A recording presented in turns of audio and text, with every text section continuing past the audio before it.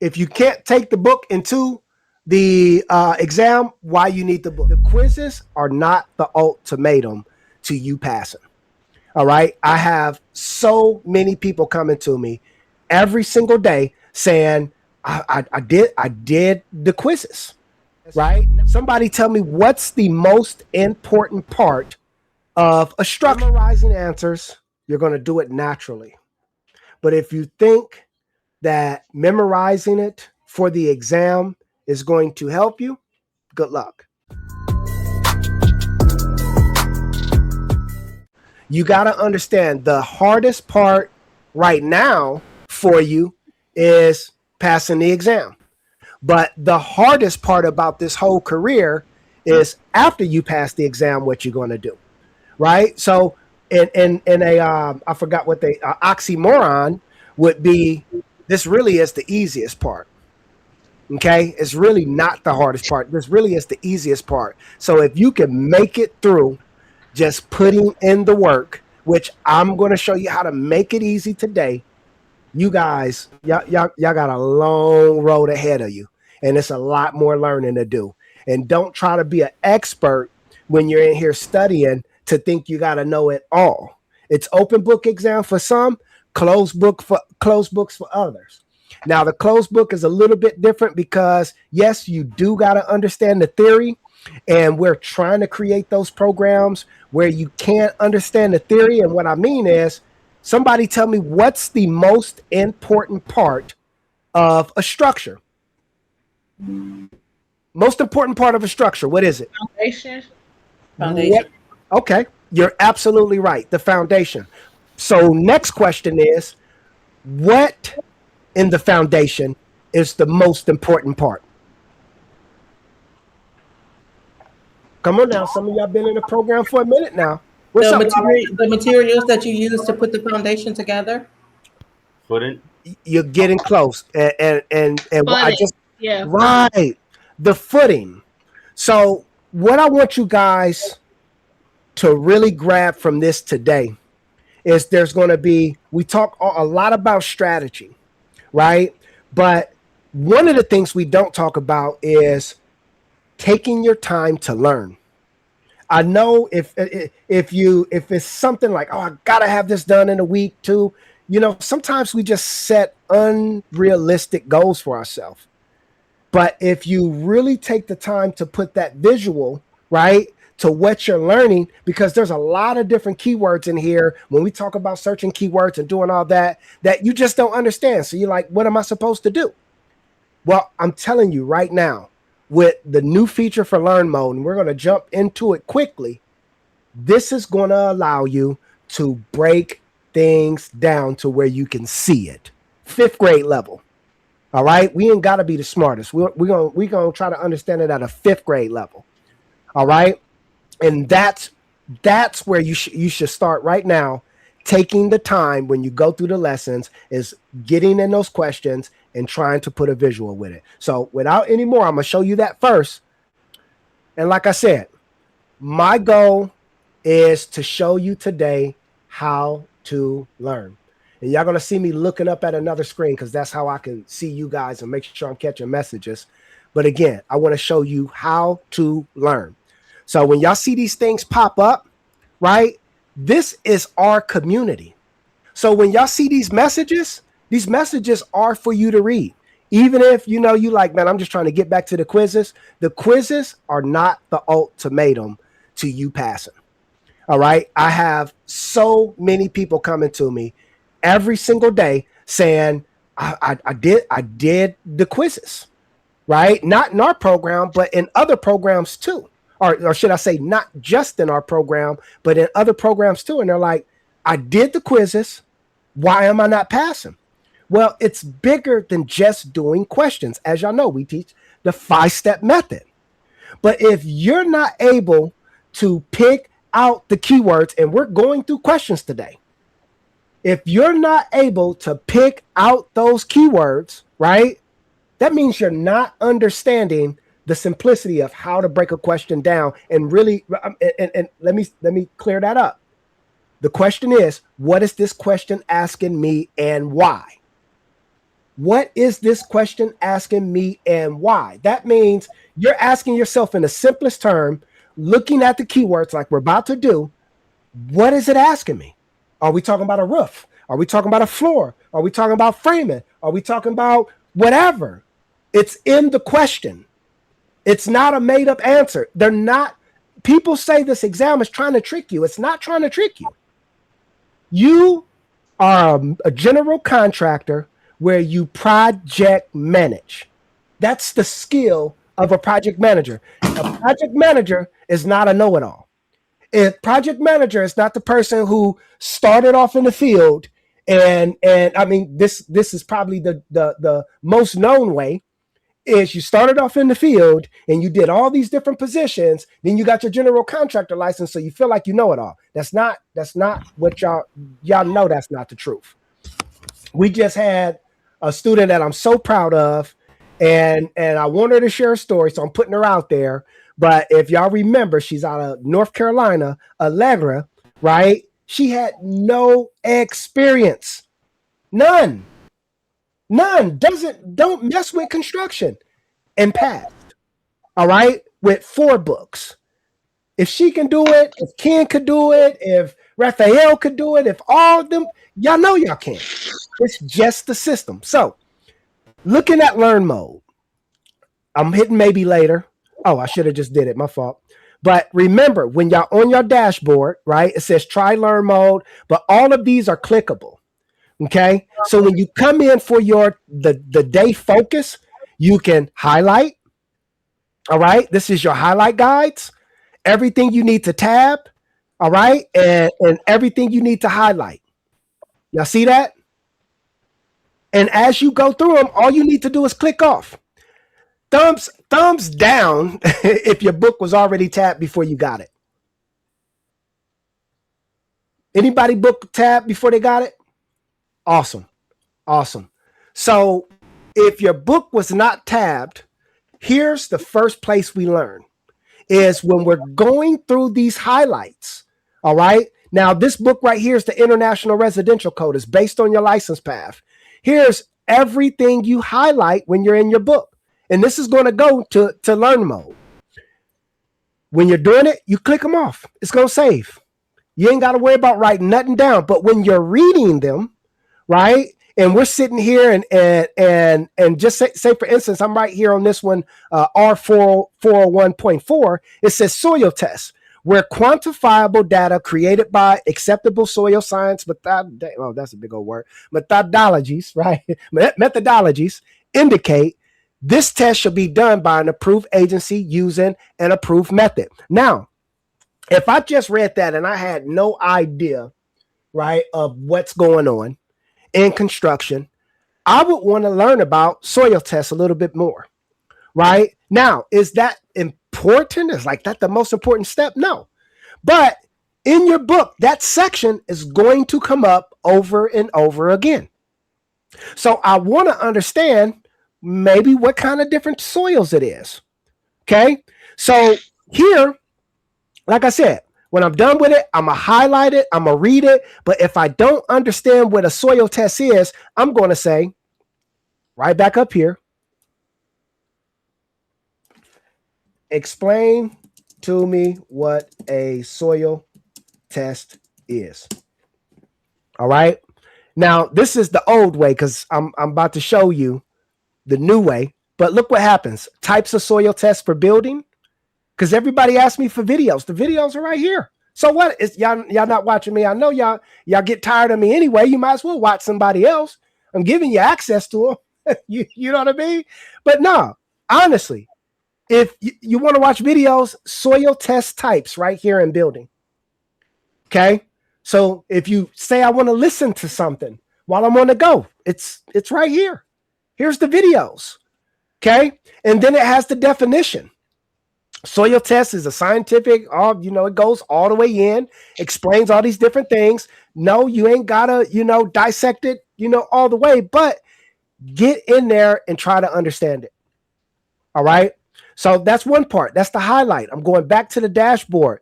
Each one of these are clickable, is what I'm telling you to watch. It's just going to take you down. If there's videos in the lesson, you watch the videos.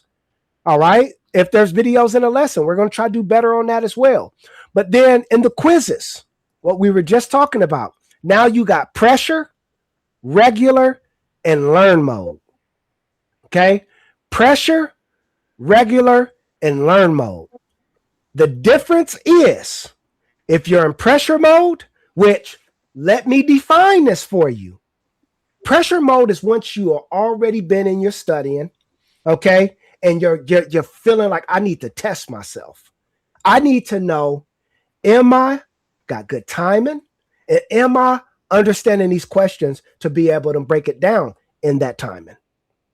Okay, so that means that when I click pressure mode, and forgive me, this is my account. I got a bunch of quizzes I never completed, right? But with the time, you can set it for 2 minutes, 2:15, 2:30, 2:45, or 3 minutes. I tell you, every single week you should try it. One time a week, try it on pressure mode. And you can do this in quizzes, advanced quizzes, or just in your lesson. Try to do it in 3 minutes. You ain't got to do all 30 questions, but do 5, 10. All right. And then regular mode just means it's going to be 3 minutes per question times whatever the questions is, 35 questions. So that's about an hour and 45 minutes. Now, here's where you see your improvements and how I look at it. This an hour and 45 minutes to do that lesson. No, you don't have to sit there and do all of that lesson at one time. All right. You may do, 15, 20 minutes here. You might do 20, 30 minutes at another time. But what we look at is how much time you're spending per question. All right. How much time you're spending per question. So where I'm going with this is in regular mode, your goal is to complete the assignment in the allocated time. So as I click in here, I'm just going to click a lesson. And of course, right now I just got the IRC. But when you see that time, 104 minutes, that's the time you should spend trying to finish the lesson. Okay. So when you're in that lesson, keep getting knocked out when I log in. Not sure what that is. But when you're doing these lessons, 104 minutes, so what? You may spend 5 minutes on one question. You may spend 2 minutes on another question. But once you start seeing that you're completing your lessons within the allocated time, that's going to show your improvement, right? Because it's getting easier and easier as you go. If you're constantly running out of time, yes, it's going to tell you you're out of time, but you can still complete the lesson. And what we're doing with the scoring is just watching again. Okay, are we getting into that 3 and 5 minutes per question so that when you go into this exam and you actually sit down for it, you know what it feels like. So if you practice regular mode, it doesn't mean that all the time is shut off. It just means, hey, I'm working on trying to do 35 questions in the allocated time, which is 3 minutes per question. Thumbs up if that makes sense. Okay. Perfect.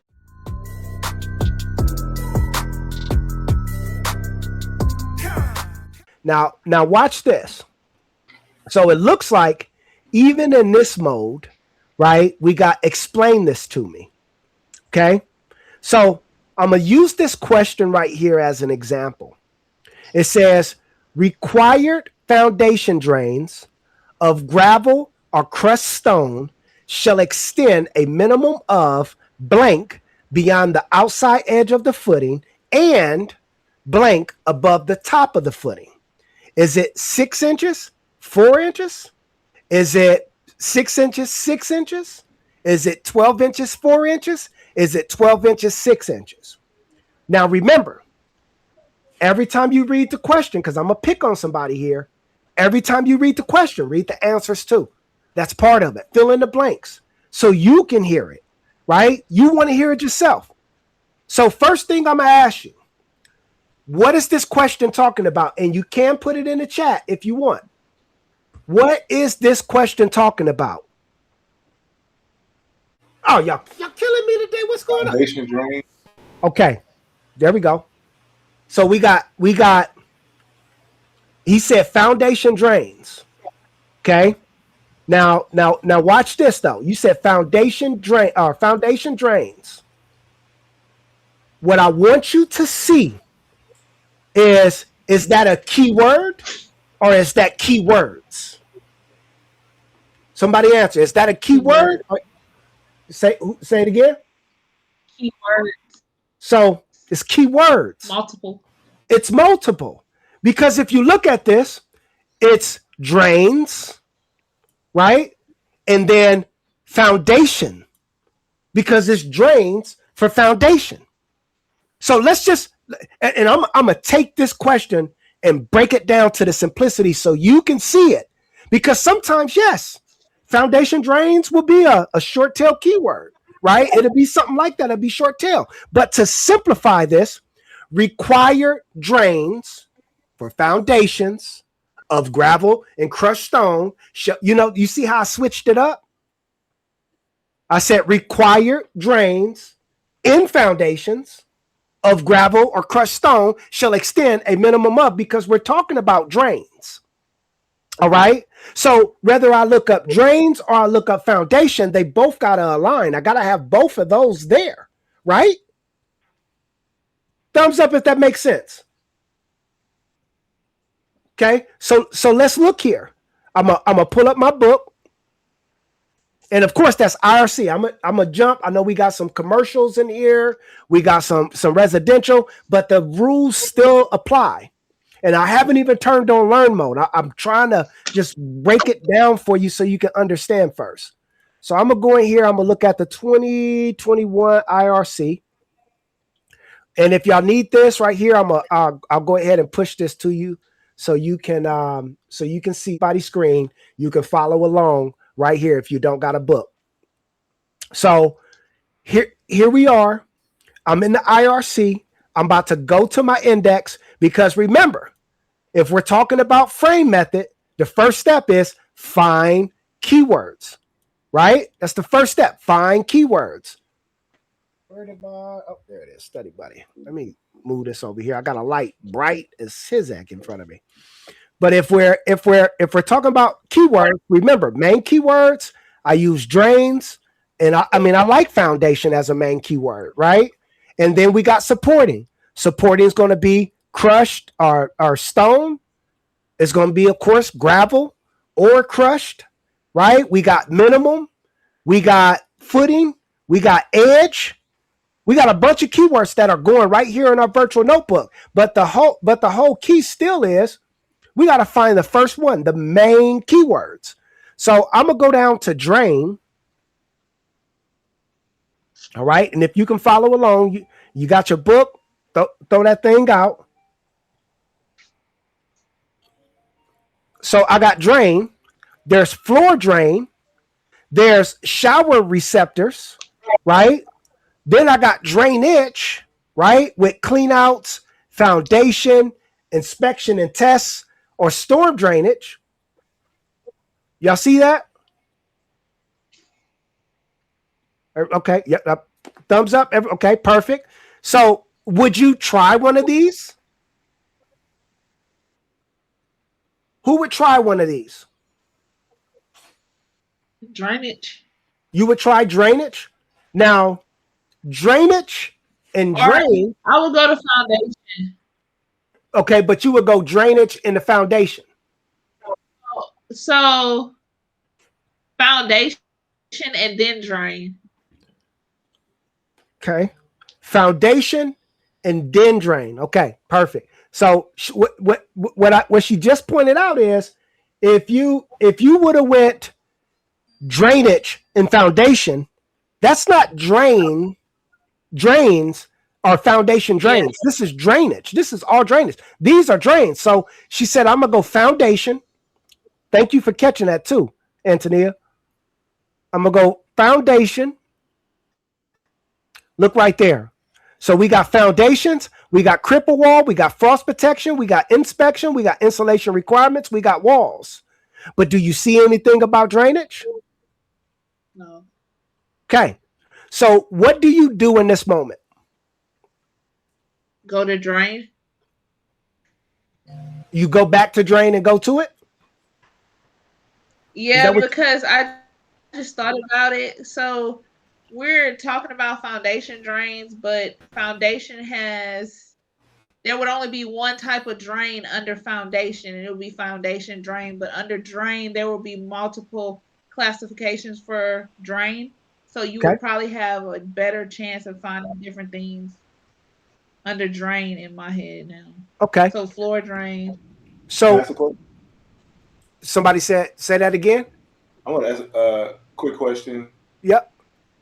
When we went to like drainage and foundation, and then when we went to drainage and foundations, and then when we went to like we are now, I think and then we went foundation, and then we went to drainage. I see the same R405 section. Does that mean anything? You see the same section on both sides. You go try that section. You did see this. You saying the R405, and then when you went to foundation, you seen. I'm just pointing a couple things out. I like that. Foundation, where's it at? And you seen R405 here? Well, R404. Okay. R404, which was close. That's why I was like, it could be in that same area. Now, you looking at this, right? We haven't put that question up, so let me copy the question for you guys so you can see it, right? As we're going through this. So I'm gonna put the question in the chat. We're gonna get our mojo up in here. Everybody see it up in the chat? I found it in the book, but it says drainage. Okay. So drainage, 405, it's right? R405, yeah. Okay. R405.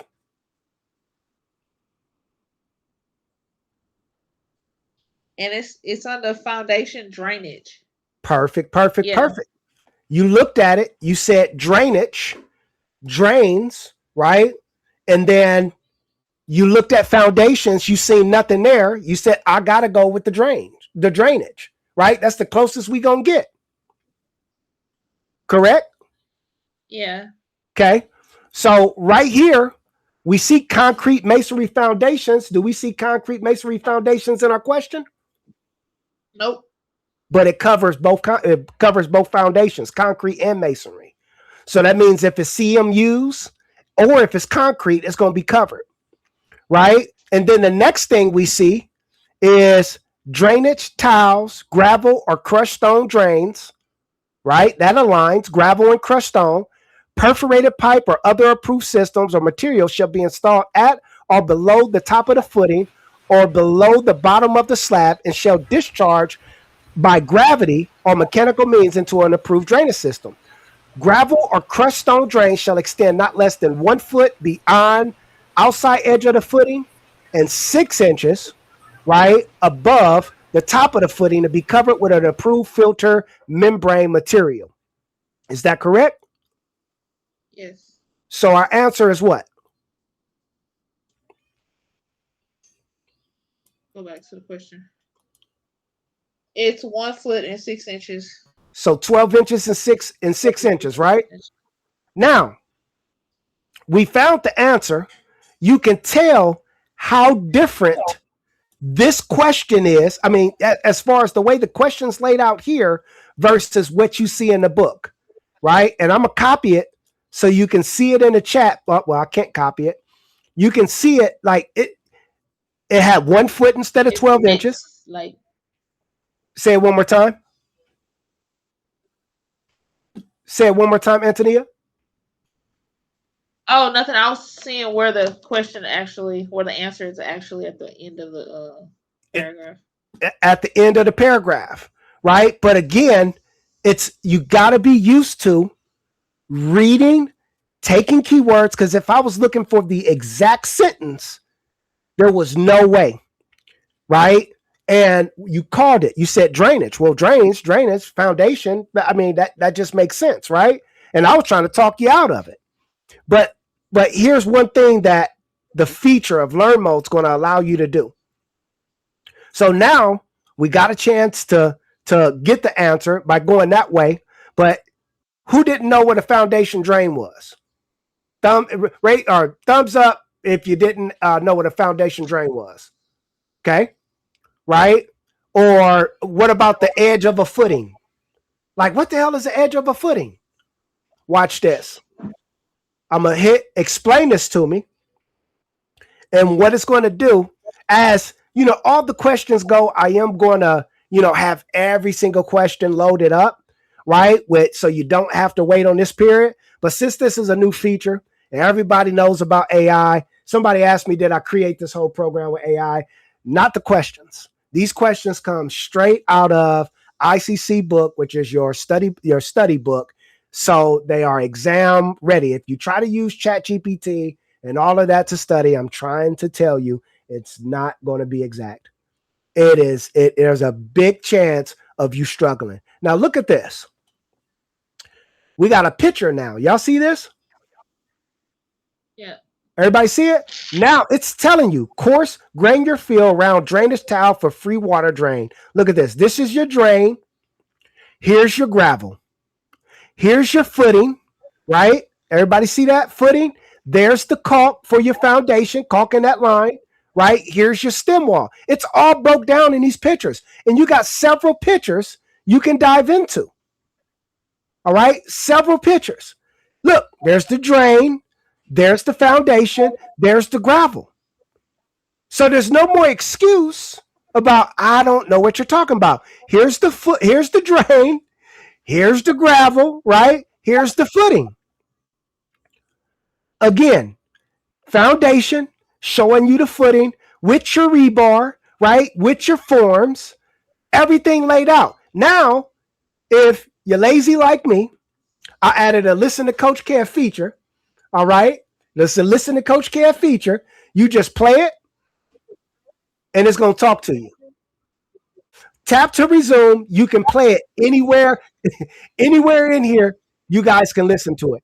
All right. If you just want to go back and hear, one section, you can just tap it and play it. But what this is going to do is break it down. Imagine you're building a house. The footing is a big concrete base at the very bottom. It holds up the whole house. Now, rain and groundwater love to hang around down there and soak into the soil. So think about this. And you guys seen this somewhere. Y'all seen concrete broke up like a sidewalk in front of a house, but you notice that water was draining to it. Like this looks like a place water would just sit. What I'm going to tell you is water would damage anything. Anything. That's how foundations get messed up. Water sits on it, and over time, it soaks into it, right? And it just start breaking it up. That's what water does.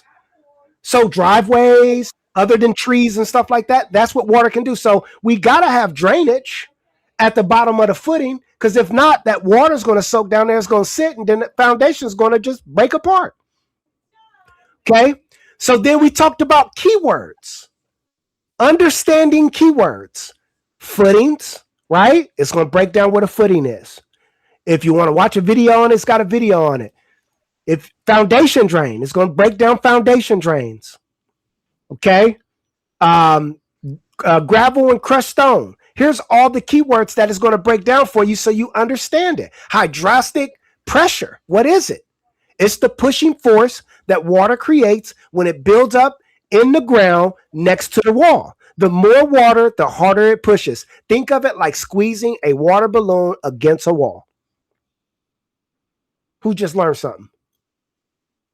Y'all know I'm gonna work y'all. Who just learned something with that? Hydrostatic pressure. That's crazy. So now, if you want to dive deeper, you can dive deeper. But then here's some videos for you guys. Perimeter drains, right? Installing foundation drain pipe. You say, you might be building a house. You might be, already in construction and all these different things. But this right here is what's going to allow you, right, to see it without having to go to the job site. We call it learn mode. That's it. We call it learn mode. So that is a way, right, for you to break these questions down. Now, if you noticed, this wasn't the actual learn mode. This was regular mode. So now I'm going to show you in the next mode, right, which is learn mode, what makes it different. And we'll break down the next question. So going back to foundation, now you see it already populated on the side. So every single question we get, we answered this one. I'm going to submit it. Was the breakdown good? We're going to say yeah. Now, next question, it's going to break it down already on the side. Okay? And as it's going, we're going to start breaking this question down. As a general rule, the underfloor space between the bottom of the floor joist and the earth shall be provided with ventilation openings sized for a minimum net area of 1 square foot for each blank square feet of underfloor area. Is it 100, 120, 150, or 200? Now, what I'm going to do is I'm going to copy this for you guys in the chat. Look, she said, my mind's blown. Perfect, perfect, perfect. I'm putting that question in the chat. Under floor space. Under floor space. Okay. Everybody agree? Under floor space, I see vent. Okay, ventilation, right? So we got a couple things here. Under floor space, ventilation, because what is the question asking you? About ventilation. I would go for floor joist because that's describing what is required under a floor joist. Okay, Is I'm it hearing the you. ventilation under the floor? And I think that's what Maurice said as well, is ventilation, right? Now, and somebody said under floor space. So what are we going to look up first? And as I see the I don't know if y'all noticed that, I didn't know it wasn't working right there. What are we going to look up first? I say ventilation. Said Floor ventilation. joist. Somebody else said floor joist. Okay. I looked it up and they both went back to 408. You looked it up and they both went back to 408. So what she just said is she went index. Okay. You looked up what? We went with the first one when he said underfloor. Under floor space. Mm-hmm. Now, as you can see, that is a short tail keyword, right? Did you say under floor space? Underfloor, but then once I went there, there's a underneath. It's says ventilation space. is the first 408.1. Ventilation is the first bold space. Under floor Mm-hmm. space. Hit that on the money. Who was that? Maurice? Hit that on the money. Both everybody, y'all got to give it up to yourself. 408, R408. So I'm gonna go back here. R408. All right. And now it tells me under floor space, moisture control, openings for underfloor ventilation. That's hitting right on our keywords, ain't it? And now ventilation openings through foundation or exterior walls surrounding the underfloor space shall be provided in accordance with this section. The minimum net area of ventilation openings shall not be less than 1 square foot for each 150 square feet of underfloor area. What's our answer? 150. 150? Everybody agree? Yep. Perfect. I'm going to resume. Foot. 150. And now look right here. It broke the question down. And look, it's showing you crawl space, right? Foundation vent replacement. You can see the foundation vent right here. That's a blurry picture. Cross space, that look like the picture that ain't. You can thumbs down this thing sometimes too. This is a foundation. Y'all can see that being framed up. But look at that ventilation holes right there. Thumbs up if you ever seen this. You ever seen these holes on the foundation? You got cross spaces where you at? That's for like raised foundations. Yeah. You said that's for raised foundations, cross spaces. Yep. And it breaks everything down. Now we're looking at these keywords. Look, underfloor space, crawl space. Look what it's doing. It's showing us here's the wall, here's the foundation, here's the crawl space. So if you're trying to get that visual, right? It's giving you some of these pictures look like they're okay. We got a couple pictures coming up. A couple pictures here. Showing some more ventilation systems. And then it's showing a crawl space. And now crawl space ventilation with InterNACHI, crawl space ventilation. This is an inspector site. So, it's right on the money if you want to watch something, if you want to understand it a little bit more, you want to listen to things while you're on the go. Okay? Thumbs up if that's making sense. Y'all liking this? Is that y'all think this is going to work? Okay. Now, Yeah. It makes it a lot easier for us to stay in one place, of course, right? But now we got to figure out. I think those questions, I don't know, were they easy? I think we need a little bit more tougher questions. What happens when you got multiple books, all right, and you're trying to figure this thing out?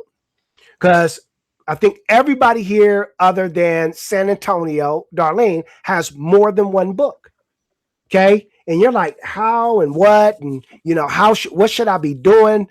Very first thing, though, we go back to the lesson part, is when you're doing the lesson, as you can see, every day to today's focus, until you finish a book, this is what it's going to be. All right. It's going to be one book at a time. But when you want to break up the monotony of just doing one thing, step 4 is the advanced quiz. Okay.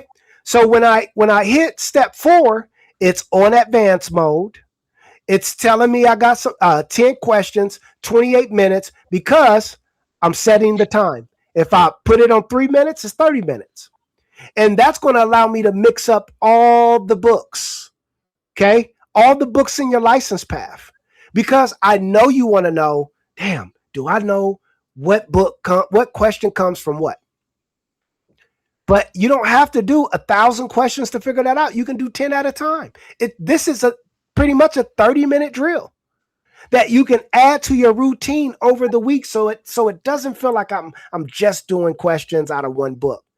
But the reason why you should complete the assignments is those lessons allow you to navigate the whole book to see what's inside without having to read it.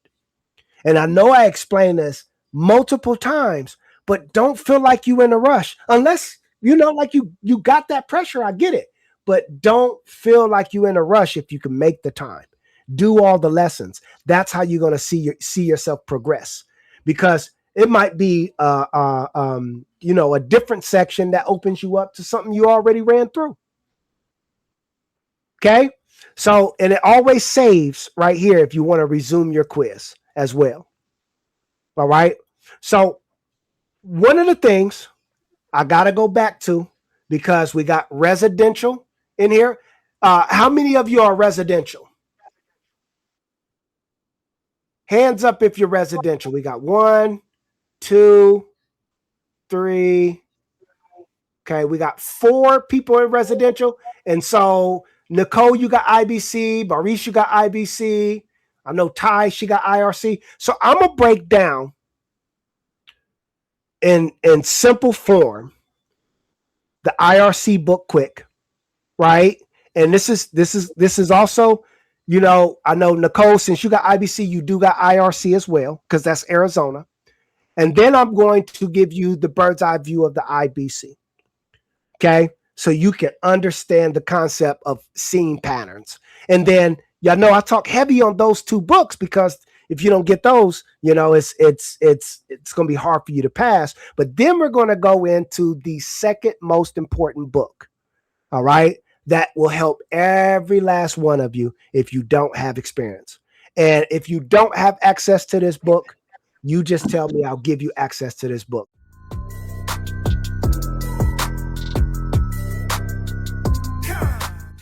So first, IRC.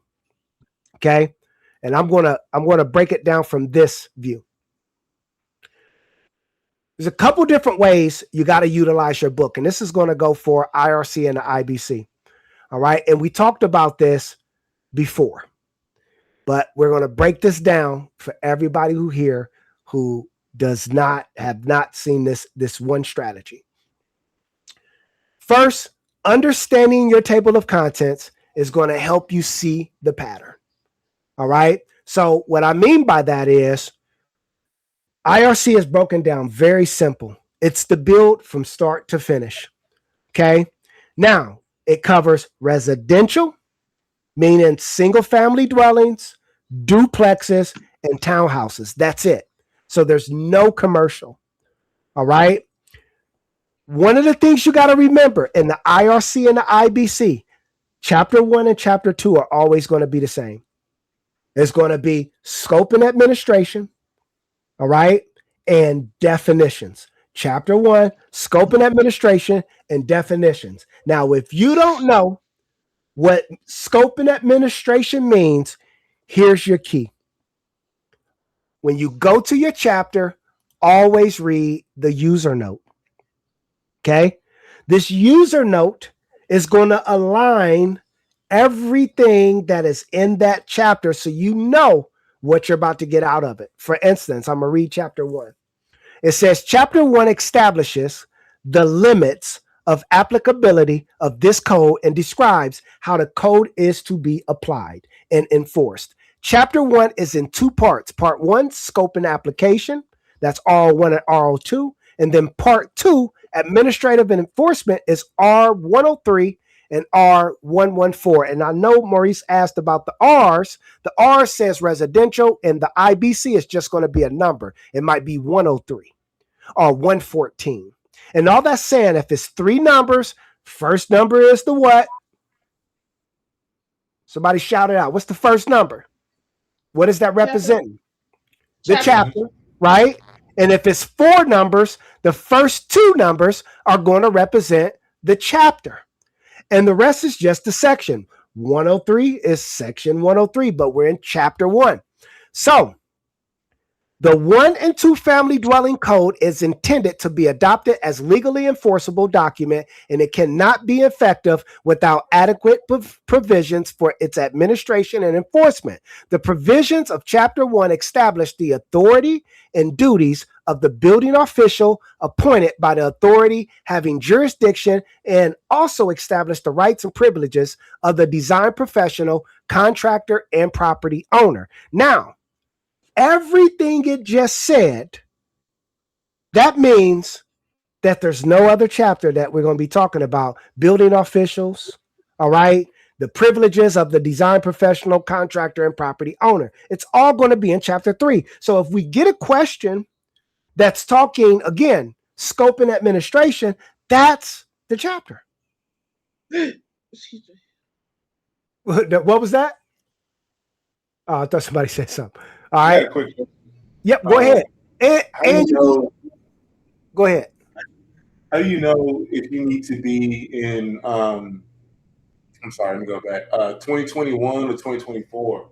How do you know which year to be in? There is no 2024. Meaning the book, there is the book, but nobody uses 2024. It has to be adopted by that jurisdiction, and there's not one that has adopted the 2024. So everything is always 2021? Nope. We go all the way back to, Michigan is 2015.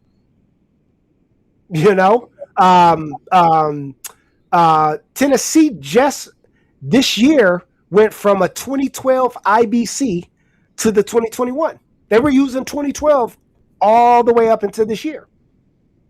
Okay, so in NASCLA, because that's what you're taking, NASCLA is the 2021 now. Okay, it's not the 2018. I think last year they were still able to use the 2018. Now it's just strictly 2021. Okay. Yep, I got you. So here we use this user note to identify, but look, chapter 2 is definitions. Now, one of the things I want to point out with definitions, and I'm going to go to a question out of the IBC, and I don't care if you don't got the book, I'm going to send you the link. It's not going to matter. I don't care. They can put any book in front of you, right? But with this strategy, you will know how to find the answer. FRAME. So real quick, I'm going to pull up a question off Study Buddy, and I'm going to show you why or how you can identify, right, the why would I look in definitions to find the answer. Okay, so I'm going to go to dashboard. I'm going to pull up IBC. I'm just going to use 2018. I'm going to go to lesson 4. Okay, and I'm going to flag that question. I'm going to flag this question, flag that one, flag this one. Let me look for it. Ooh, this is a tough one right here. Okay, hold on. Let me take that back. I'm going to go to my quizzes. Let me take that back. I'm going to go to my quizzes because I was just working on this earlier today, and I think this is just a awesome question. Yep, this one's it. This is an awesome question to work on. Sorry. Well, I can use this right here. This question says, an opening around a penetrating item is an annular space, penetration, through penetration, joint. All right. An opening around a penetrating item is a annular space, penetration, through penetration, or joint. What would you do here? Somebody tell me, what would you do in this case? What's the key word? What are we talking about? Penetration. Talking about a penetration. What is a penetration? Opening. Is a opening in what? And I'm just don't feel like you gotta know it. I want to show you how to find it. Okay. All right. Well, look, here we go. So while it's doing that, again, Antonia, where'd she go? You've been catching this, but think about this. How would you find this answer? An opening around a penetrating item is a what? What would you look up?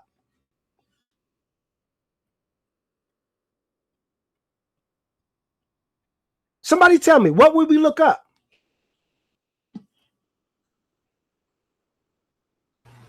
Penetrating item. Okay. You're going to look up penetrating item, right? You're going to look up penetrating. Can I make it easier for you? Thumbs up. Awesome. So look at this question. And there's many of them like this. We have a chapter that's called definitions. Okay. This question is saying, watch this. I'm going to say it backwards.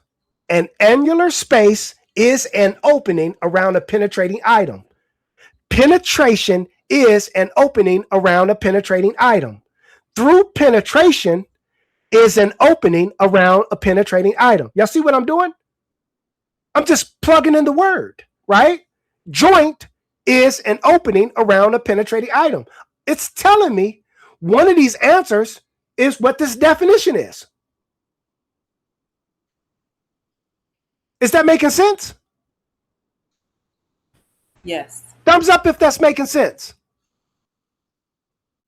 So an opening around a penetrating item, right? This is just definitions.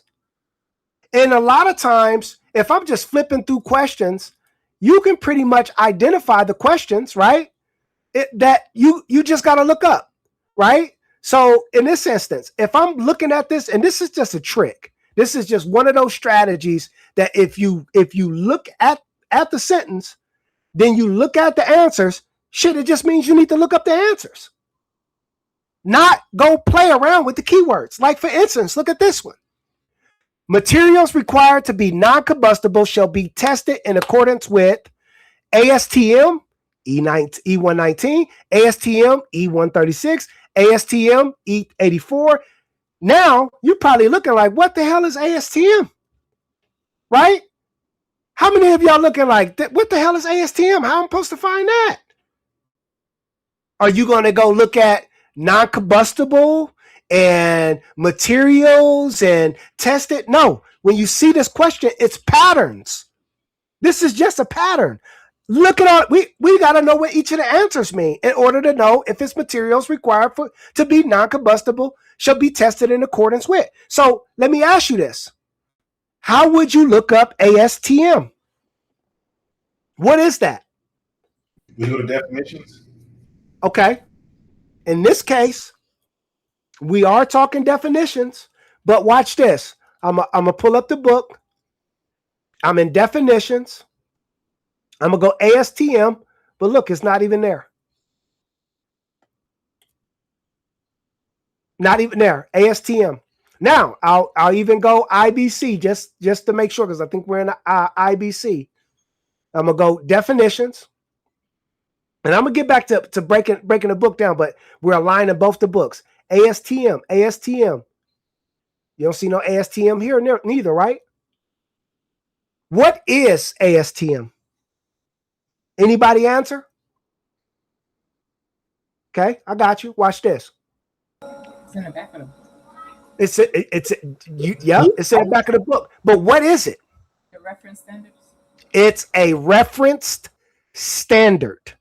All right. So what that means is we're going to go. This is a section of your book. Watch this. I'm going to scroll to the back of the book.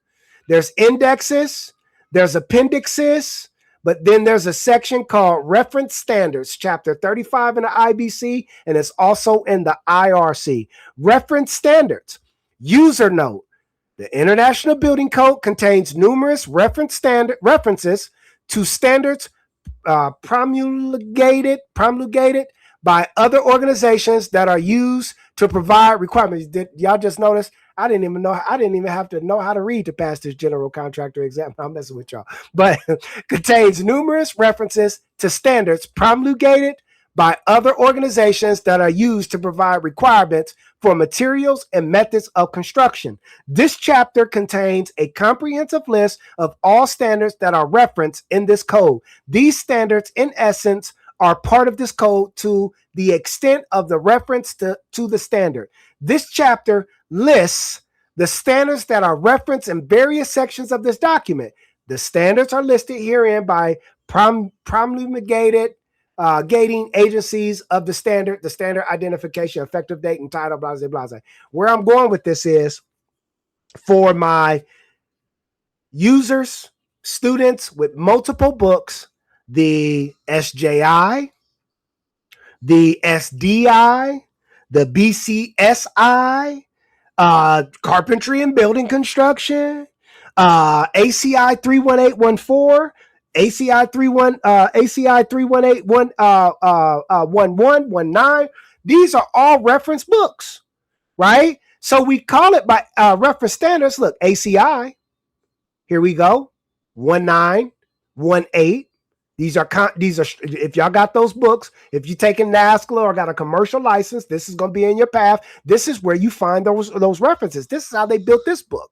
So a lot of the answers, the main answers, are going to be found in the book that you have, IRC or the IBC. And then coming down, ASTM. Where's ASTM? Boom, ASTM right here. But materials required for non-combustible materials, right? And I'm going to put it up here in the chat for you, is ASTM E19, E136, E84, and C63.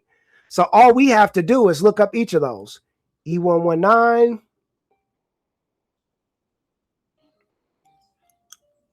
Anybody see E1119? It's got to be in order, right? E1119. I'm on ASTM. Was it ASTM? Go ahead. You found it? You said E119. Yep, E119. 2018B standard test methods for fire testing, building, construction, and materials. Oh, E. Oh, my bad. I was all the way in C's. There we go. You said you like the digital book better, huh? No, actually, I think I like the physical book. I think I can flip faster than the digital book. Yeah. Yeah, I'm going to be honest. This is the digital is way harder. But as you see here, it tells you the standard test methods of fire tests of building construction materials. But get into the point of this, you find these things right here in reference standards. But when we're looking at these questions, right, we're going to be able to identify. Let me pull up another quiz. Pull up another quiz so we can break that down a little bit more. Yeah, I'm just using some random ones. And this is, again, this should be able to identify it. But is that making sense of what I'm saying? Like being able to identify if it's a definition or it's something that we can look up. You just got to keep your eye on it. Like it might not be 1,000 questions like that, right? But there's going to be questions that if you look at the answers, it's like, oh, I just need to understand what they are.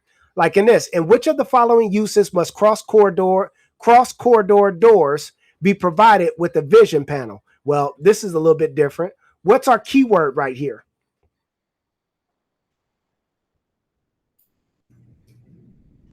Cross corridor. Everybody see this? In which of the following uses must cross corridor doors be provided with a vision panel? He said cross corridor doors, right? Is it doors that's cross corridor or is it cross corridor?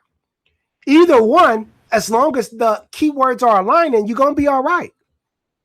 Because we ain't going to say it's the wrong way to look it up. But again, some of you, like I say, for the IRC, I got you. I'm going to come right back to it. But I just wanted to just stop on this one and just say, all right, just remember, keyword searching. We got cross corridor, doors. If I go back here and I go to my index and I go to doors, right? I'm just going to go to D, doors.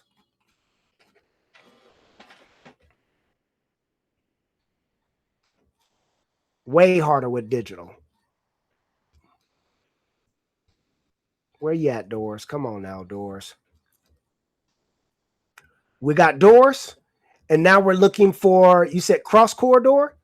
I don't know, right? But what is a cross corridor?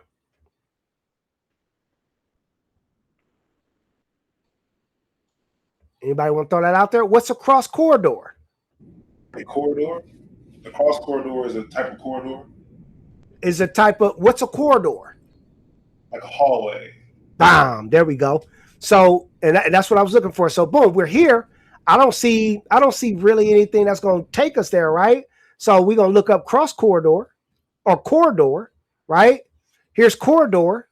It says C, corridor protection, exit access fire partitions, but then it's got all of these right here. It's got headroom, it's got live, it's got walls, it's got width capacities, it's got continuity, air movement. So we can look at service, we can look at corridor protection, and just going back to our question, it's which of the following uses must cross corridor doors be provided with a vision panel? Is it ambulatory care facilities? Is it large assembly facilities? Is it hotels or is it daycare facilities? So in this case, right, we might have to, we're looking for a door that's a cross corridor door and it has a vision panel, right? But it has to be in an ambulatory care facility, large assembly facilities, hotels, daycare facilities. What are all these? Are these institutions? These are occupancies, right? So if we're saying these are occupancies, I just need to know all of these occupancies, right? Like what it is an ambulatory care facility. When I look this up, IBC Chapter 3 or 4, right? I can classify this. And most of these may be specialties, right? So ambulatory care facility, I may be able to go ahead and say ambulatory. And sorry, I got off just a little bit. Ambulatory care facilities, business occupancies, 304 and 422, right? 304 and 422. I would have to know each one of these. That's just going to be the long way. So cross corridors, doors, we still didn't see anything. Did we look up panel, vision panel?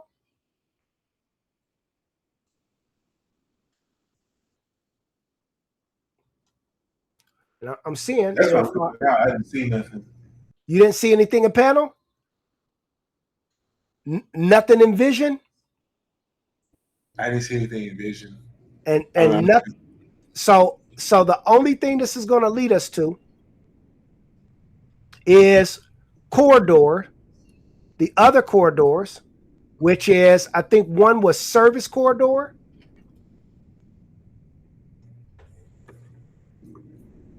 Right? Service corridor. Let's look here. And Nicole, you looking this up too? Don't leave us hanging now. Encroachment. Okay. Width, capacity, elevation, dead end, cover, continued air movement. It says see fire partitions and service corridors, or see corridor protection, exit access. So when I think about that question, exit access, right? I think I like that. Exit access or corridor protection, exit access, opening protection. Hold on. Corridor opening. Look, doors, corridor protection. Y'all see that? 716.2.21. So 716, and y'all like, how y'all gonna do this in under 3 minutes? 716, opening protections. And I think it said 716, what was it? Fire window assembly, fire protection, alternative mechanism, glazing, glazing and fire door testing, door assembly and corridors. We getting somewhere. Door assembly and corridors. Now when I'm looking in there, I'm just looking for vision panel. I know we're getting hot. Glazing and doors, fire doors, glazing and door assemblies, door closing, latch, doors and pedestrian. Grading or means of egress. Corridors, 1020 corridors, section 1020. I don't see it either. This is shouldn't be that tough. I'm just gonna go right back up real quick, just make sure. Which I know it's gonna go to the point you gotta move on. Door closing, door frames with lights, fire protection, less install fire barriers, glazing, fire rated glazing conforming to the opening protection requirements of 716.2.1. It's all right here. Doors. Nobody found it yet? Y'all don't do me like that.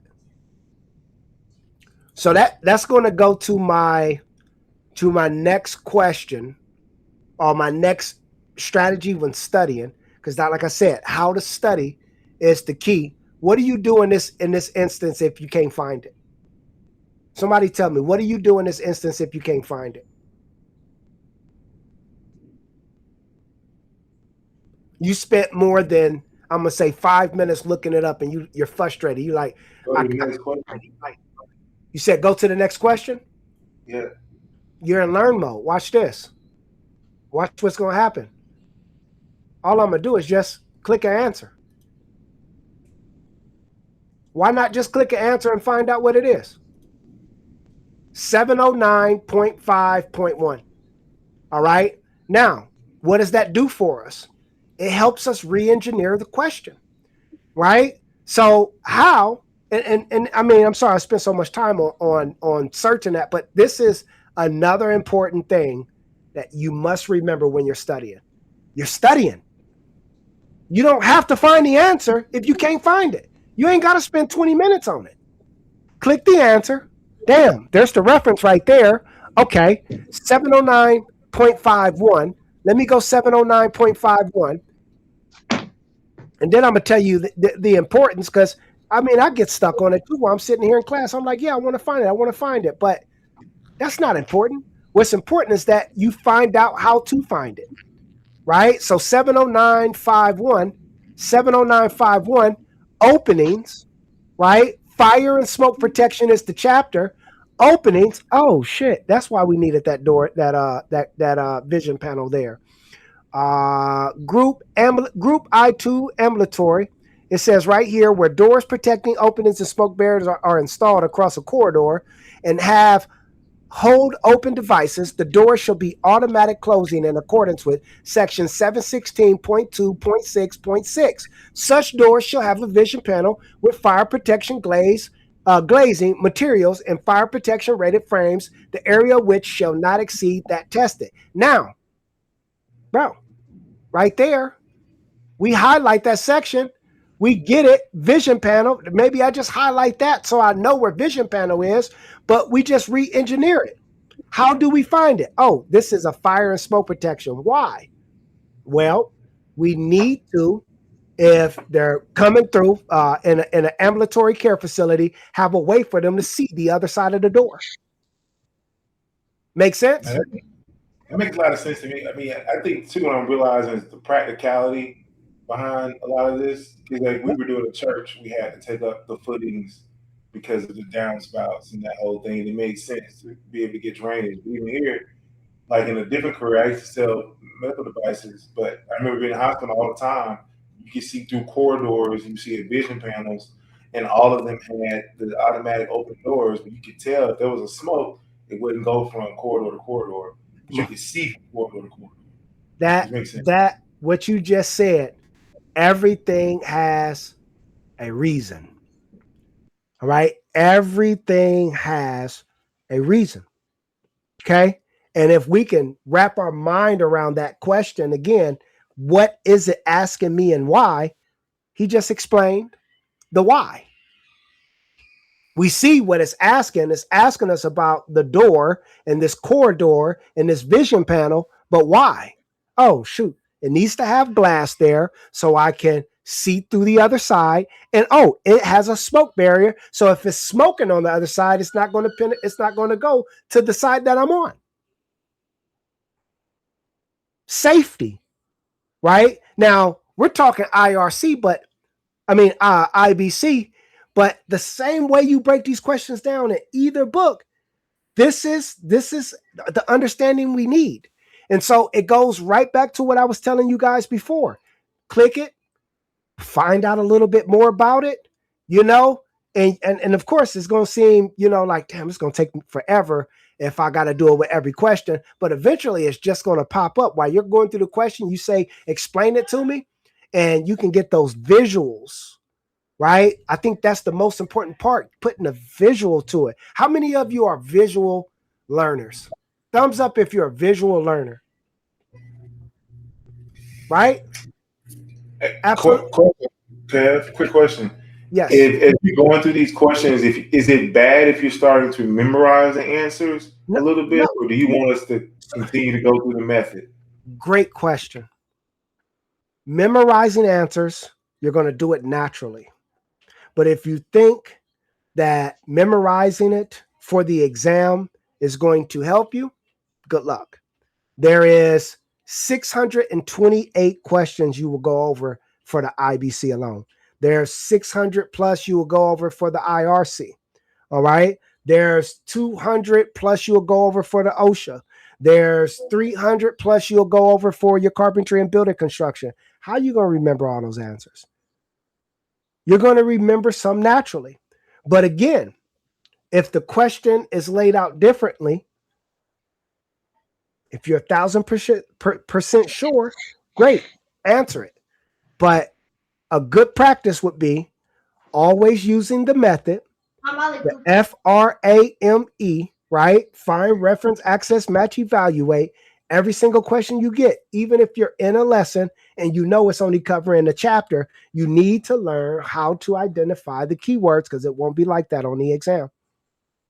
You won't be studying one chapter or one book at a time or getting questions out of one book at a time during the exam. So you need to know how to navigate it from front to back. That's the practicing. What you do in practice is what you're going to take to the game. So if you think you're going to guess, right? You're just in here just guessing. Now, of course, if you just know it, you've been doing these lessons over and over. I get it. But if you know you don't know where it's at in your book, you got to keep running that process. Index, table of contents, definitions. I'm going to access it. Hopefully I got the tabs on every chapter, right? Boom, I'm going to match. I got my keywords. I need to match it to that section. And then I'm going to evaluate. And if I'm pulling out my keywords, that's letting me know if I'm hot or cold. That's the routine over and over again. But look right here. Now you see a timber door with a vision panel. And y'all can see that it's a healthcare door. Okay. This is what's important. That you guys understand why this is here. Right? Just gave us a bunch of pictures.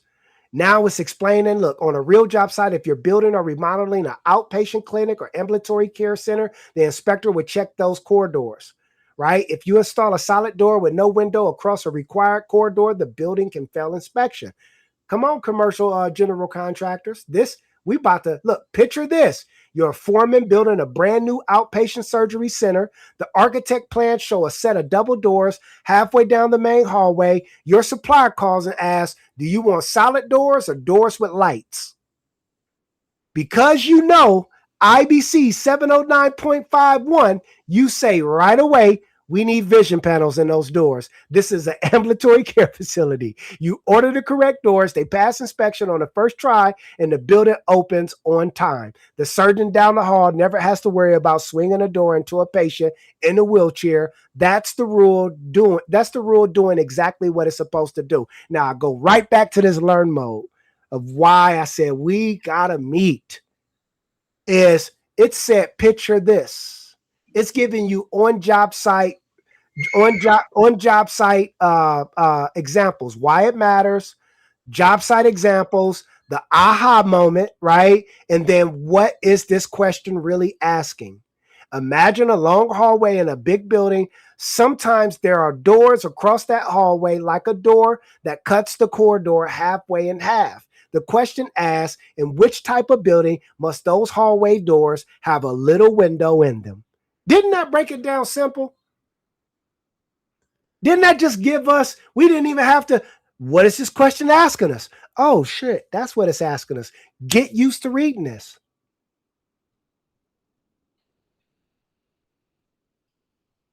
Even when you remember, you still have to find it when it's test time. And Ty, no.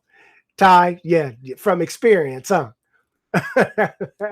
Yes, thank you. So this, I think, is super important, right? No matter what book you're in. I think us having that learn mode, and I'll make sure when we get off of here, it's working and all that. I might just eliminate regular mode. I might just keep learn mode and pressure mode. That way, just to simplify it, right? But what I want you to do in your studying time, right, is to study. Don't just answer questions. I want you to put a visual to what you're learning so you don't have to guess on this exam. Okay? And then a couple other things, and then we'll go to Q&A. Because y'all know I'm long-winded. I'll be in here all night. We'll be in here going through questions on the exam.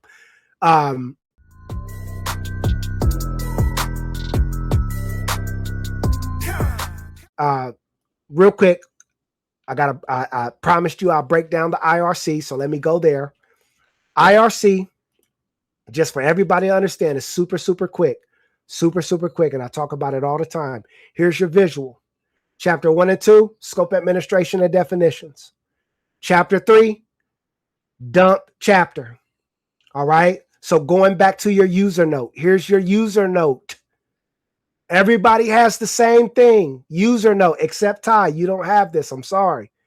Chapter 3 contains a wide array of building planning requirements that are critical to designing a safe and usable building. This includes, but is not limited to, requirements related to general structural design, fire resistance construction, light, ventilation, sanitation, plumbing fixture clearances, minimum room area and ceiling height, safety glazing, means of egress, automatic fire sprinkler systems, smoke and carbon monoxide alarm systems, accessibility, solar energy systems, swimming pools, spas, and hot tubs. It is our dump chapter if you're in the IRC. All of those things will not be talked about anywhere else. All right. And then when you go right down to your first section, design criteria, we're going to be talking dead loads, live loads, roof loads, flood loads, snow loads, wind loads, seismic loads. You're going to learn all that in this one chapter. So when you get those keywords, you should be knowing, damn, that's chapter 3. But as soon as that does not mean, I repeat, that does not mean when you get a question and you know what chapter it's in, that you just open the book up and go straight to that chapter. You'll be killing yourself in time. That just means when you go to the index, let me draw this out for you. When you go to the index, you know what these numbers mean. And if it's saying 300s or whatever the chapter you think it is, you know you're going to be pretty hot when you get there. So you're eliminating time. Your whole goal with this whole studying thing, this whole method, is to eliminate time. So when you get to that section, we can get it done in 1 or 2 minutes. Okay. So next thing, right after we get out of chapter 3, we're building the structure. We start on the foundation, then we build it on up. Visualize it. Foundation, floor systems. All right. Wall systems. Okay. Hopefully you're still with me. When we're in wall systems, we don't leave the walls until we're done. We're going to go to wall coverings. Okay. Then we're going to, what's after the walls is up? Visualize it. We got the foundation. We got our floor in. We got our walls up. We got to put the ceiling and the roof in. So we got ceiling and roof. That's chapter 8. What is it talking about in ceiling and roof? What's the difference? Well, this is going to talk about design and construction of roof and ceiling systems. Contains for 2 ceiling frame systems, wood framing and cold form steel framing. There's just metal framing. Allowable span tables are in this chapter, and that's going to have rafter and ceiling joist sizes, right? And it's wood and steel. Then chapter 8 also provides requirements for ceiling finishes, the proper ventilation of concealed spaces in the roof. Okay, and unvetted attic assemblies and attic access. Damn, this just told me if I'm talking about attics with unvetted and attic access, this is where we're going to be. Then in chapter 9, it's going to be roof assemblies, because people ask me, how do I know if it's 8 or 9? Well, if you read the user note, it's going to tell you. This is going to address the design and construction of roof assemblies. Roof assemblies includes the roof deck, all right, meaning the plywood, substrate or thermal barriers, insulation, vapor retarder, and roof coverings. This chapter provides the requirements for wind resistance of roof coverings. The type of roof covering materials and installation addressed by chapter 9 are asphalt shingles, clay and concrete tile, metal roof shingles, mineral surface roof rolling, slate and slate type shingles, wood shakes and shingles, built up roofs, metal roof panels, modified butane roofing, thermostat. Look, we got all the finishes right here. Then chapter 10, we got chimneys and fireplaces. And you only got one more chapter, and that's energy efficiency. So if you can remember 11 chapters and you can see it getting built from the ground up starting in chapter 4, you're going to be all right. All right. Any questions about the IRC before I explain the IBC? Any questions? Okay. IBC. I'm gonna break it down into 6 parts, and the video's recorded. It'll be up in the classroom for you to see it. Oh, I put 2024. When you're breaking down the IRC, the first 2 chapters don't change. It is scope and administration and definitions. Then when we get in chapter 3 on this one, this is where 3, 4, 5, and 6 are your design or building planning chapters. 3, 4, 5, and 6. 3, occupancy classifications and uses. Chapter 4, special detailed requirements for occupancy groups. All right, for occupancy and use. Right, and it tells you right here what it is: unique characteristics of live work unit opposed to 30-story high-rise buildings. Call for specific standards for each. That's what this is going to talk about when we're in high rises, right? And storm shelters among specialty occupancy uses, jails and prisons. Okay. So then chapter 5 is dependent on 3, 4, and 6. This is building areas and heights, because when you're in the commercial world, it's going to be the areas and heights that's going to be important in relation to other buildings and what you're putting in the inside. And then last but not least, 6 is types of construction. And like I tell y'all, types of construction does not mean residential, commercial, industrial. That's not what that means. It means type 1 and 2, it says, boom, boom, boom, boom, boom. Let me go here. Let me make sure I say it right.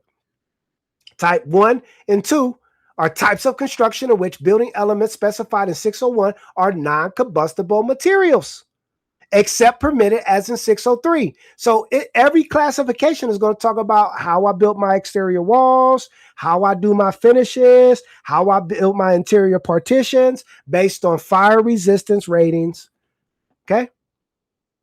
So that's non-combustible and combustible materials that we're looking at. Then that was 3, 4, 5, and 6. We just broke down 2 parts of our book. Chapter 7, 8, 9, 10 are going to be safety.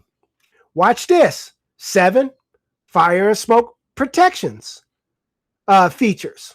And sorry, my stuff loading slow. Fire protection systems. Then we got in 8, we got, and remember, your user note going to tell you everything you need to know about it. Then we got interior finishes. That doesn't mean we about to, talk about, what kind of finishes we put on. Like, is it going to be stained concrete, or are we going to paint the walls? That's not what this is. This is performance requirements for controlling fire growth and smoke propagation within buildings by restricting interior finish and decorative materials. You're a general contractor. When an inspector comes in, he does not give a damn what kind of floors you put in or what color paint you use. When we get a final occupancy use, right? What is it called when we pass inspection? Final occupancy certificate. It's not based on how cute it looks. Is the quality great? It's based on code. Inspector's not your designer. All they care about is, does this meet the minimums? All right. That's what an inspector comes in and do. It's not about, I need to make sure my faucet is clean, or, of course my sink needs to work, but I don't give a damn what sink you use. I just want to make sure the water drains correctly. All right. So boom. Next thing, 8. In the residential, getting a taste of it, because some of y'all are going to go to commercial. 9 is fire protection and life safety systems. And 10, it's means of egress, right? All safety. Everything we just talked about from 7 through 10 is safety, right? And we can continue this, but accessibility is like a pivotal point, because here we're going to talk about accessibility of buildings and their associated sites and facilities for people with physical disabilities. All right. This right here is where we go into specialties. All right. So if we start talking ADA compliancy, right? Yeah. I told everybody I got a VA builder's license. That means when veterans I had clients with ALS, MLS. Is it MLS? I think it's MLS, right? Where they're in the wheelchair, stuck, and they got to get home care because it's cheaper to keep them at home than put them in a facility. If y'all know about veterans, they get in a lot of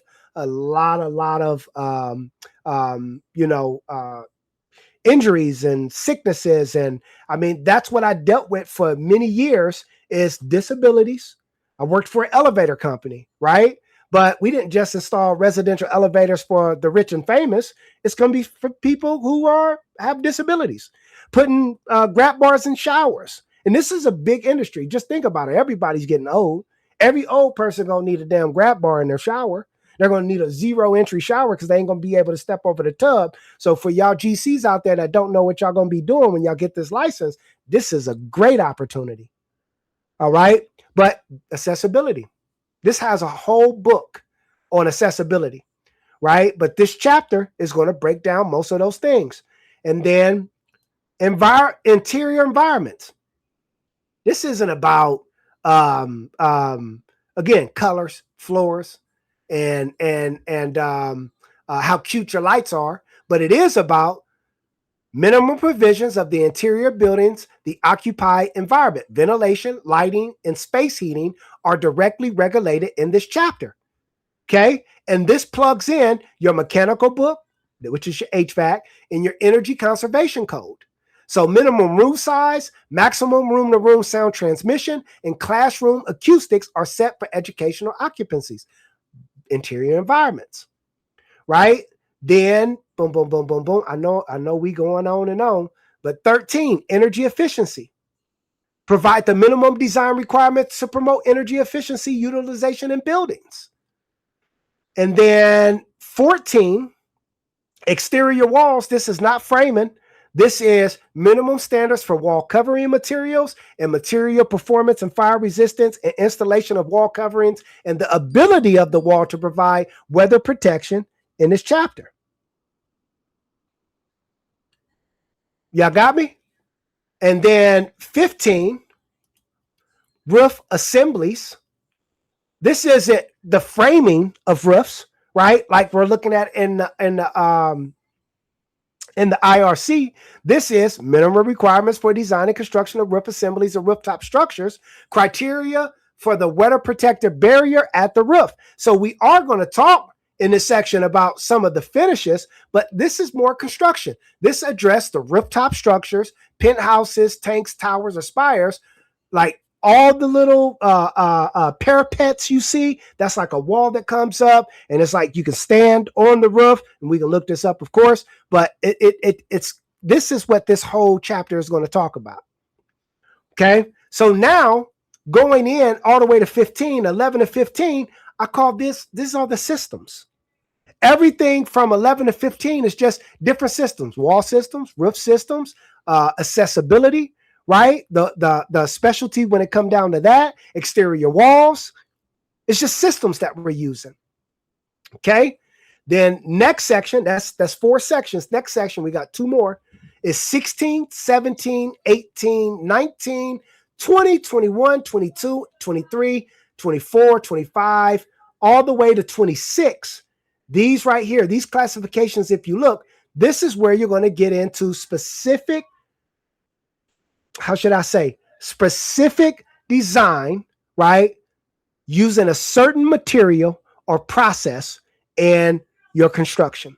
So structural design, this is where we're going to talk about live loads, dead loads, boom, boom, boom, flood loads, tsunami loads, rain loads. This is all design. It's the start of your whole process in building. Okay. Then 17, special inspections and tests. It's going to tell you everything, and I'm trying to keep my book open over here. It's going to tell you the new materials, approvals, what kind of materials you're going to use, the design strengths of materials, alternative test procedures, like pre-construction load tests. This is all about testing before you get into breaking ground. which is soils and foundations. Okay. So now once we get in soil foundations, you're going to really start seeing, oh, shoot, this actually does make some sense, right? Everything from excavation, grading, field, foundation walls, just shallow foundations, deep foundations. And then this is where it gets interesting. In chapter 19, we got concrete. In chapter 20, boom, we got aluminum. And what that means is if you're using concrete, you want to talk about both plain and reinforced concrete. This is the design and construction of buildings using structural components using concrete. It's all right here in 19. Then 20 is going to be aluminum. Anything that has to do with aluminum. Okay. And that could even be your HVAC components, right? Then in masonry, anything to do with masonry. It's going to be in the masonry chapter. Steel, same thing. We talk about steel, cold steel framing. 23, wood, right? Glazing, gypsum, like everything's broken down in those chapters. So that's a big chunk of this book right here that we put into the 5th part, right? And then last but not least, and I call that all really specialty trades. Last but not least, in this book, from 27 to really 33, this is literally all MEPs and specialty trades for elevators, special construction, encroachment into the public right, and safeguards during construction. And that's the IBC in the bulk. So with those 6 groups, we can take our questions and classify them into those 6 groups. With the IRC, it's the same thing. I can take any of those questions and classify it to those 11 chapters. That's how we got to break these things down. Is that making sense? Thumbs up if that's making sense and that was helpful. Was it helpful? Oh, damn, it wasn't helpful. Are y'all sleep on me?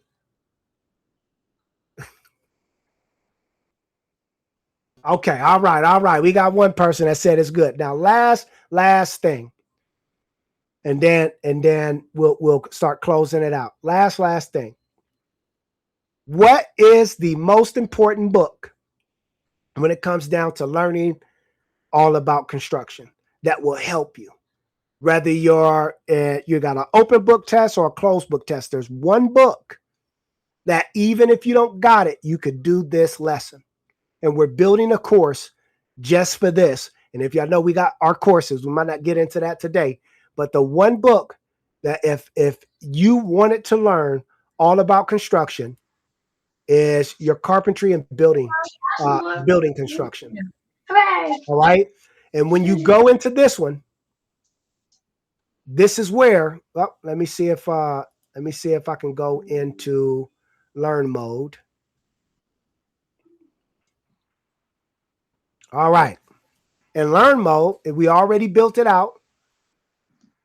3/2 represents blank feet on a quarter scale. It's going to break it down to you. All the rulers, what the question is talking about, is going to say imagine you're drawing a huge house on a tiny piece of paper. We're just talking scale, right? If you measure 3.5 inches on a drawing that uses a quarter inch scale, how many real feet does that represent? And then, boom, here's this simple math trick. It breaks it down for you. Then it gives you an aha moment. Then it gives you a why it matters moment. Then it gives you a job site example. Okay, you're framing a you're a framing carpenter, and the foreman hands you a blueprint. He says, go figure out how long that back wall is. You grab your ruler and measure the wall on paper. It's 3.5 inches long. The title block on the drawing says the scale is a quarter inch. That's equals 1 foot. You do the quick math. 3.5 divided by 0.25, because we converted it over to a decimal, equals 14. You walk over to the lumber pile and pull out a 14-foot plate, perfect fit. The foreman nods. That's how it works every single day. All right. And look, all the keywords: quarter inch scale, blueprint plan, architect's ruler, ratios, everything you need to learn is right here. Okay. Now, I'm pissed that this is not popping up, but where I'm going with this book here gives you all the basic things you need to know about building. That's why it's in the NASCLA. That's why it's in the residential. That's why it's in a commercial license. It's in everybody's license path for learning construction from start to finish. So what I ask is, if you don't got access, can I get links to these books? Absolutely.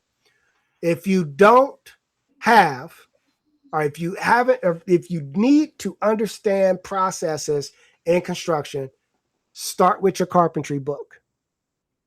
If you're still trying to grab some understanding of concrete, get your carpentry book. If you don't have it, you don't need it, because you can use learn mode for every single one of these questions. All you need to do is hop into learn mode and just go. Every single question will get broke down for you. Will that help?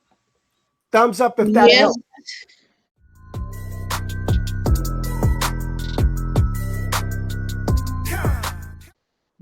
All right, I'm gonna do some Q&A. Who got some questions?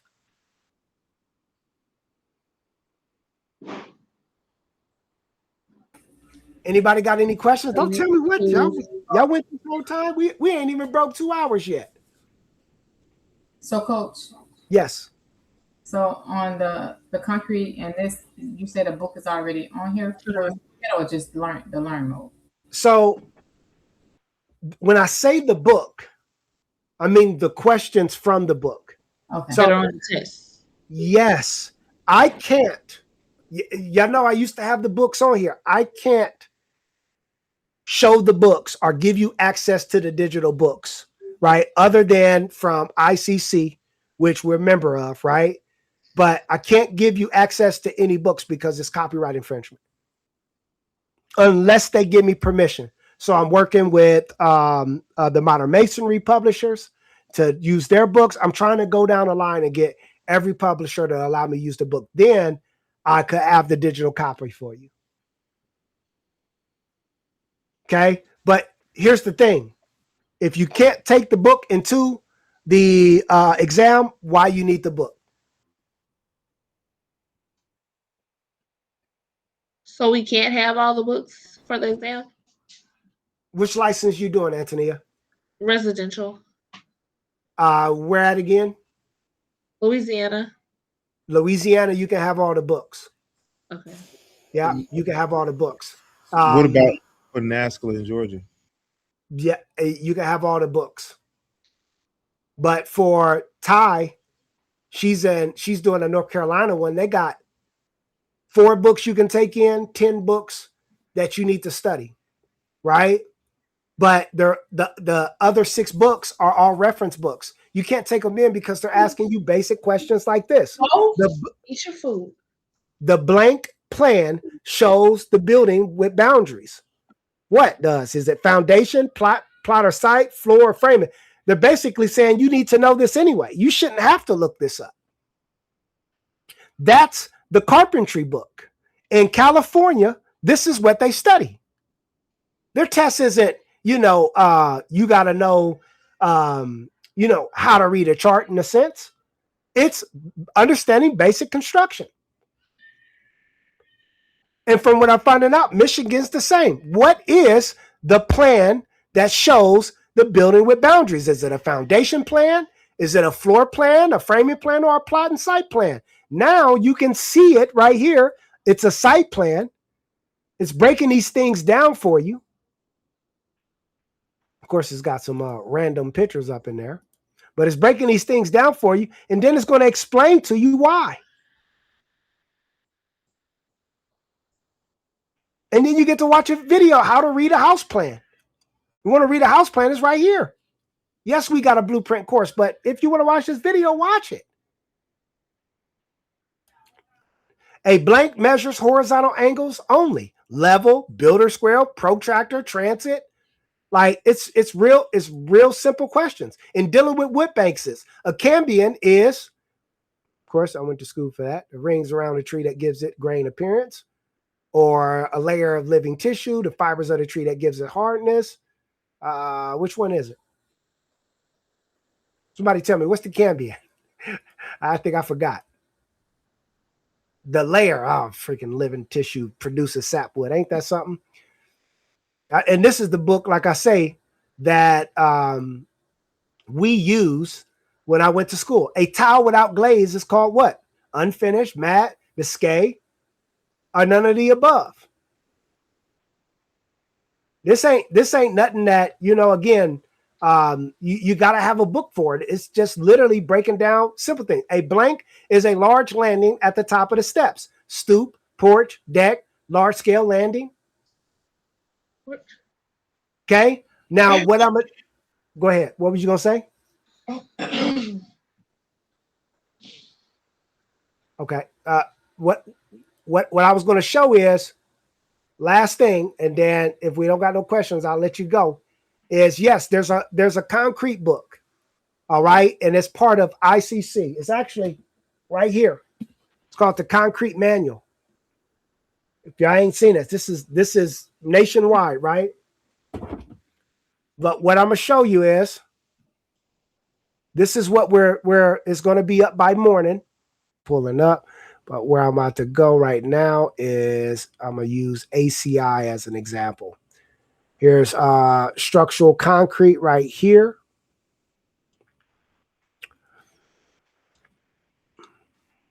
And of course, this is the load factor on live load. L should be permitted to be reduced to blank, blank, blank. That might not be the one. Records of inspection. I'm just looking for some general questions. A is formed, sawed or tool groove in concrete structure to create a weakened plane or regulate the location of cracking resulting from the dimensional change of different parts of the structure. Is it contraction joint, isolation joint, embedment length, or construction joint? And when we look up all these, this is, again, going to explain what each of these is. And these are just basic concrete questions. But in the structural concrete in which internal stresses have been introduced to reduce potential tensile stresses in concrete resulting from loads is called reinforced concrete, pre-stressed concrete, precast concrete, or plain concrete. But what I'm going to do is this is ACI 31819, right? That's what this is. But even when you're in your quality concrete book, hopefully it's here, right there. So I guess it is showing up, but not in my database. This right here, there's 75 questions. This is the book by fault that we should have been looking at. The normal curing time for formed concrete is 12 to 24 hours, 12 to 72 hours, 48 to 72 hours. This is just basic concrete questions. And it's going to break it down right here for you to be able to understand it. I'll go to the next one. Excessive bleeding can be caused by too much flash ash, not enough mixture in water, overbrivation, excess mixture, water, and insufficient fines in mixture. Boom. Is this making sense? Is that better? Like the basic concrete that you were looking for? Ty, is that going to help you right there? Yes. So that I was in the wrong book. I was thinking this book right here, which I think they might be a little bit more complicated. Quality Concrete of Construction will give you all your basic terms. The maximum delivery time for ready mixed concrete is those the type of questions you were getting? Yeah, I was getting some of those, but that's what I was saying. You want me to get with you after the class? Yep, you can. Download part of it? Okay. Yep, absolutely. I'll make sure I give you access. But is these the questions it was having? 1 gallon of water added to a cubic yard of concrete will increase slump? Yeah, it was asking me some of those. And yep. Concrete cylinder tests are used to? I didn't see that one, but I'm quite sure maybe some of those was. And then that question that you had about the 3/4 for the one, and they wanted me to do the math for that. Yeah. Yeah. And all this kind of stuff. So that's why I say just go through these lessons, right? You don't need your book. You got to this is what it's about. I see what the slump test is. You got to remember these. Is this for NASCLA? For NASCLA, I'm going to be honest. If they ask you a basic question like this, these are the type of questions you should remember, right? But You have to remember, Coach. yeah, the other part is this is, you know, these are not code questions. These are like, you should know how a slump test works or what type of concrete should be used to produce high early strength. Is it type 1, type 2, type 3, or type 4? But where do you find it? Oh, this is my quality concrete construction book. The basic questions are going to come out of quality concrete construction book. But see, Coach, that's what I was going to ask you about. See that question This one? on the different qualities of it. Uh, Type of A, 1, 2, 3, and 4. oh, yeah, right here. Yeah. On a note, it just show you what it is, but then it'll ask you in detail like which one is what. But if you don't know that, then you Okay. You understand what I'm saying? Look right here. Coach Okay. Cass is about to explain it to you. Okay. Hold on. What? No. Give me 1 second now. Give me 1 second. I made this feature for you. I made this feature for you, Thank you. Laquanda, Maurice, Nicole, and Tania. Like I said, there's no way you're going to know it all. Look right here. So we're going to talk about the different types. Look, it tells us the type 3. But when you get down here, right, we got type 1 cement, type 2 cement, type 3 cement, type 4 cement. Here's your definitions. The standard everyday cement works fine for most normal jobs. No special speed or special resistance. It's plain vanilla option. Now you like, how am I going to remember that? Write it down. That's another way to add it. Just write it down. You can't take the book in anyway. You know, so it's like keeping notes. How do you learn? Oh, type 2 cement, a cement that resists sulfates, harmful chemicals. Boom, better than type 1. Used when the ground or water near concrete might attack it chemically. Oh, what's type 3? The fast one. It's ground more finely than other types, what makes it react with water faster and gain strength quickly. This is your high early strength cement. Okay, what's type 4? The slow one. It gives you, it gives off less heat as it hardens, used for massive structures like big dams where too much heat buildup could crack the concrete. So your answers are all right here. Makes sense? Thank you. Absolutely. All right. So key for today, get into your learn mode. All right. Don't be pressured to move fast. It's not about moving fast. All right. Next thing is when you're on your dashboard, just remember, these are clickable. If you walk down this line, you can do your highlighting. You can watch the videos. You can do your quizzes. You can do advanced style quizzes every single week. You should at least see where you're at. Even if that advanced quiz is one book, you should at least try to see, are you breaking these questions down correctly? All right. And then all of these are clickable too. But when you get down here, and like I said, once we're off here, I'm going to make sure that's right. I'm probably going to eliminate it and just make it 2. We're going to have learn mode and we're going to have pressure mode. Make sense? Can I get a thumbs up if you learned something today? Perfect. Where we need to go with this is we have to, if you need help, raise your hand. And I mean any day. I tell everybody in the community. I mean, how many of y'all got my personal number? Raise your hand if you got my personal number. Okay. Use it. If you got a question, text it, call it, do what you need to do. All right. Now, I might not be able to do full-blown coaching sessions, but I can answer quick questions. You got it in the app. Send it. Don't ever feel like you guys are stuck. That's all I'm saying. Don't feel like you guys are stuck. And make sure you watch the tutorial videos. That's what they're there for. It's going to break down. I know I need to do more videos, but I'll tell you what I'd rather do is more classes. That's what I would rather do is more classes.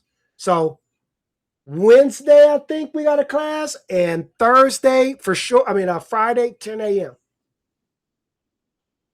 If you need individual type of things to break up the monotony, go to your courses. This right here, you got OSHA courses, you got blueprint reading. Thanks to Ty, this is what I'm most proud of. We got a blueprint reading course if you need to learn how to read blueprints. And it's going to break down everything for you. All right? Everything for you. And I believe it's actually got updated, so I need to check that out as well. But outside of that, we got, construction IQ, how to build a house. We got business law math. We got pipe and excavation math. And for all our NASCLA students, we got the weight method.